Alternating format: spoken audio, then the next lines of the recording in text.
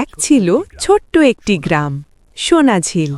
শান্ত সুন্দর আর রঙে ভরা এই গ্রামে থাকত এক কৌতূহলী ছেলে, নাম রাফি।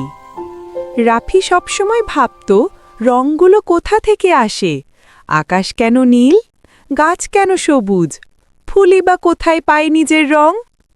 একদিন হঠাৎ আকাশে দেখা দিল এক ঝলমলে আলো, আর আলোর ভেতর থেকে নেমে এলো এক সুন্দর পরী, রংপরী। রংপরী বলল, ভয় পেও না রাফি, আমি এসেছি তোমাকে রঙের রহস্য দেখাতে। রাফি অবাক হয়ে বলল, তুমি পরী, সত্যি? পরী বলল, চলো রঙের দেশে যাই। এ কথা বলেই সে রাফির হাত ধরল, আর দুজনেই উড়ে গেল আকাশের ওপরে।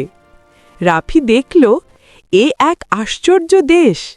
কেউ লাল রং ফুটবল খেলছে, নীল রং পুকুরে সাঁতার কাটছে, আর হলুদ রং রোদ হয়ে ঝলমল করছে।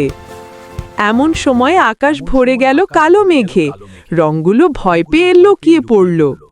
রাফি বলল, ভয় পেও না, মেঘ হলে তো বৃষ্টি হবে, আর বৃষ্টি হলে গাছপালা আরো সুন্দর হবে, তোমরা আরো উজ্জ্বল হবে। রাফির কথা শুনে পরী হাসল।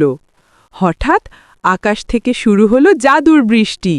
রংধনুর ফোঁটা পড়ে সব রং আবার উজ্জ্বল হয়ে উঠল। চোখ খুলে রাফি দেখল সে আবার মাঠে দাঁড়িয়ে, আকাশে ফুটে আছে এক বিশাল রংধনু। রাফি মৃদু হেসে বলল, হ্যাঁ, সবাই মিলে পৃথিবী সুন্দর হয়, কিন্তু রঙের জাদু থাকে সবার মনেই। পরবর্তী ভিডিও পেতে ভিডিওতে লাইক ও সাবস্ক্রাইব করে রাখো।